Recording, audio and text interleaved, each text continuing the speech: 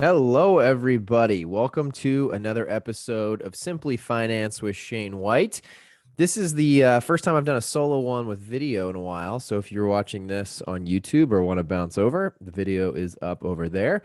Today, like I said, is a solo episode.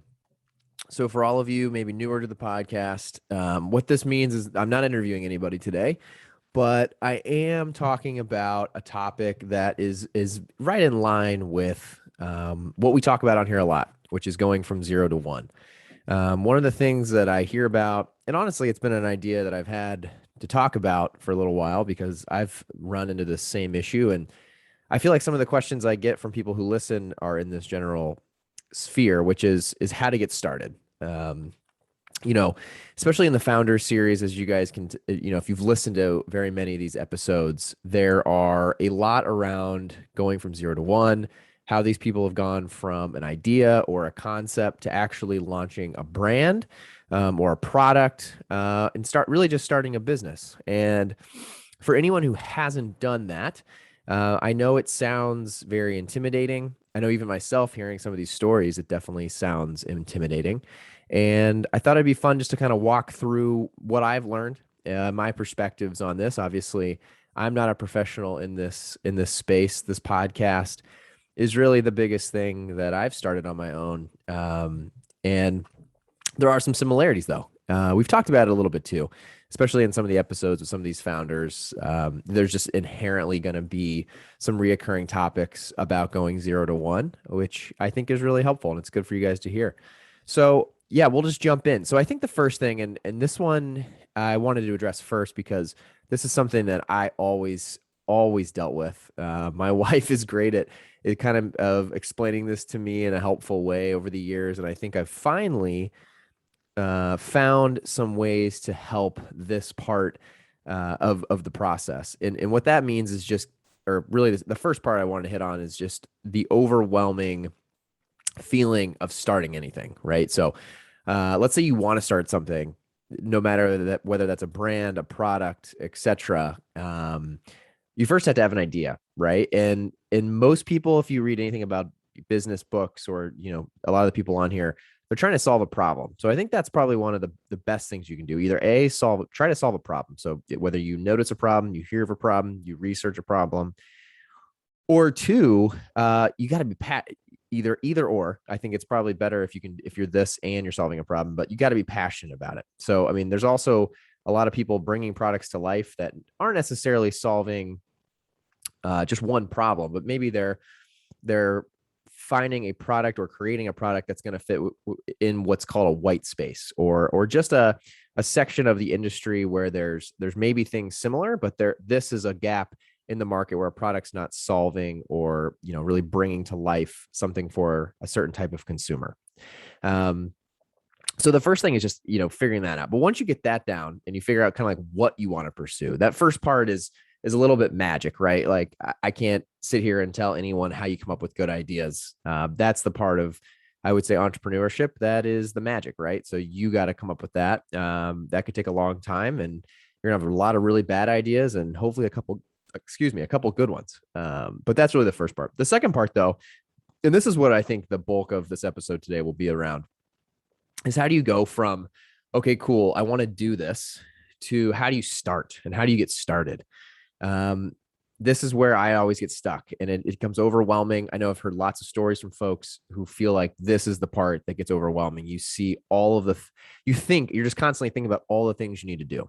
And so today's episode is not rocket science, but these are some of the things that have worked well for me. Number one, I like to just sit down, and whether it's on paper, I'm a big fan of like Google Sheets or Excel.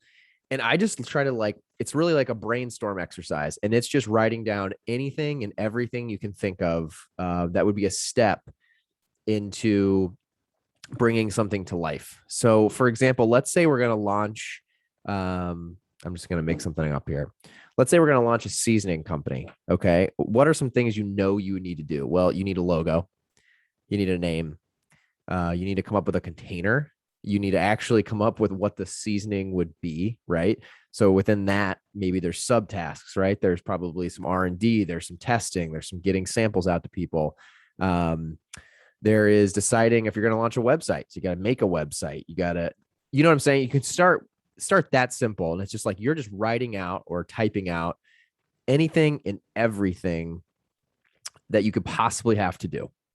Once you, and that list will always be changing, right? Like that's something too. It's not like you sit down one time and that list is complete. Most likely that list will continue to evolve, will continue to change. I mean, for the life of this business, you'll always be adding to it and hopefully taking things that you don't need to do off of it as well, but you'll always be adding and critiquing and changing it. But this is how you start. So you get this list and not hopefully, but most likely it's going to be really overwhelming. There's going to be a ton of shit on here. There's going to be a ton of things that are going to feel like they take a long time or maybe are impossible. And this next part is going to sound really, really, really simple, but sometimes this is the hardest, at least for me. This has always been the hardest. So you have all these things. Let's say you have 30 things on this list that you know you need to do in order to get a product to market. You got to pick one. You can't do more than one at a time. Or if you do, you're not doing them very well. So you got to just pick one. Now, again, this sounds simple, but really just picking one and completing it and then going to the next most important one. So like what I like to do, I'll have a list, right? But then I'll also prioritize them. So I'll go through and I'll at least try to put them in some sort of order that makes sense to me in regards to what's the most important or what has to be done first before another thing is done. That at least gives you a little bit of a roadmap. And then you just start working through it every day. So that's the next part is so you have this list, you have an idea of what you need to do. Maybe you prioritize it or you plan it out in order.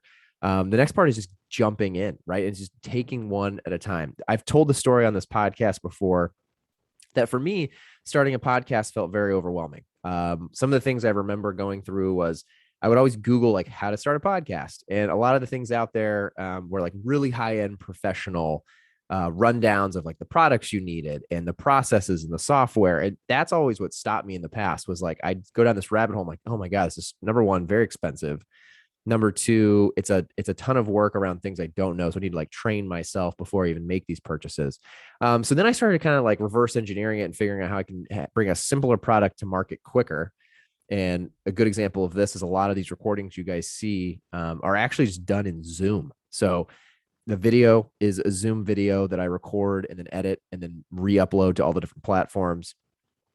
It actually saves if you set up correctly. If you have any questions, you're more than happy to reach out to me. I'd be happy to help anyone. When you do a Zoom video and you record it, you have the ability to actually save a separate file as an audio file. So that file is literally already stripped from this video. That then I can edit for the actual podcast platform. So a much simpler way for me creating this podcast. But the next thing that was complicated for me was like, okay, there's a million things going on in my life. How do I make sure this podcast or the example I started with, the seasoning company, actually takes steps forward?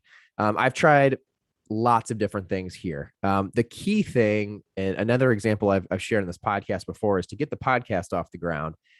I made it a deal to myself that no matter what, every day for the next 30 days, I will record an episode and post it. It could be shitty, it could be a horrible episode, but it's going to be recorded and it's going to be uploaded.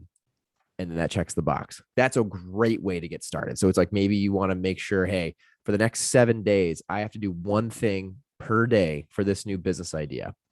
It could be something like me, a little more extravagant. So that was, 30 days. That's a great way. Now, the next thing is like tools to use and how to get started in that regard. For me, and I've talked about it here before, the Full Focus Planner is a planner. I'll add the link to the show notes. That for me has been an eye-opening tool. It's a pen and paper, regular planner, but what it does is it forces you to put a goal for your annual goals, which then you have to determine like which quarter you want to get that done in. For me, what it does is I always have to look at my annual goals every day, right? So it's out there, it's visible, it's written down. And then that gets into like daily planning. And each day you have what's called a big three. So what are the three most important tasks that you have to get done today for today to be like a success, right?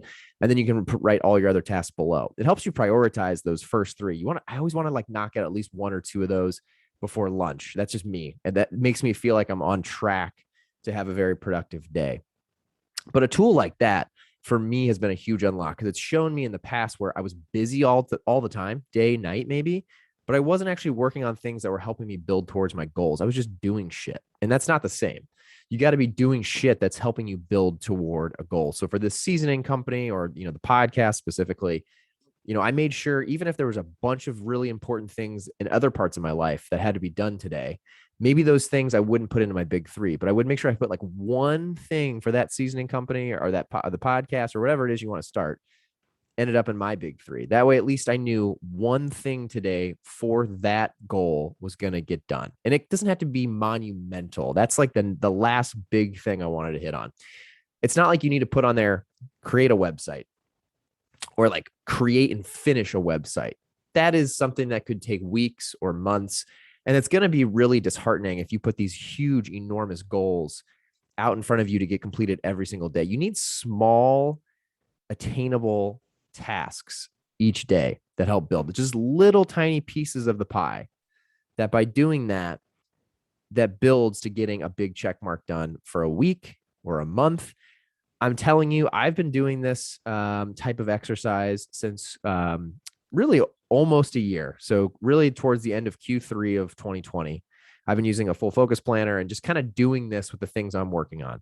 And it's been honestly remarkable, just like consistently getting small things done towards my goal or goals really. And it's saying that Corey Gregory, who's been on this podcast a few times, he says something that I love, and it's very true. Most of the time when we think about really big business success, sometimes, at least in my mind, people that jump out are these big names, right? Lots of big names of big, crazy, successful companies. You hear those people. And I don't know necessarily what their, ways of working are, like an Elon Musk or a Mark Zuckerberg or, Jeff Bezos, any of these kind of guys. I'd be curious to know what their work styles have been like over the last few decades. But there's a lot of people that are creating things and making successful stories for themselves. And one of the ones that Corey talks about that I love to use in my own life is that he doesn't do anything fancy. He doesn't do anything crazy. He just doesn't fucking miss. And when you think about that, if you just get something done for that goal every single day, or at least 5 out of the 7 days a week, it's no different than if any of you guys follow me on Instagram, you've probably seen I do this lunge streak. And to me, it's just like a physical, health goal for myself that I do something every single day, no matter what. It started with just that, and it was from like a health perspective that I really wanted to try to accomplish. It's turned into other things though in my life. And I have this whole list in my daily journal called Compound. And it's from this book called The Compound Effect that I read earlier this year. And it's all about just if you have a few things in your life that help build to a happier life or a better life or a more successful life, you can do a simple thing every single day and you just don't miss. The likelihood of you just being consistent over time is what most people see success come from, not just getting some crazy, remarkable thing done once a week or once a month. So think about that. That is today's episode, how to get started. So just jump in, listen to the steps I provided. I'm not by no stretch a professional, but I have talked to quite a few people on this podcast around this topic at this point. So give it a shot. Let me know what you guys think. If you want to follow me or reach out, shane.m.white on Instagram is one of the best ways. I would love to know what you guys think, or if there's other tools or tricks that you guys have used that I could share with the rest of the audience. That would be awesome as well. All right, everybody. Thank you for listening, and we'll be back soon. See ya.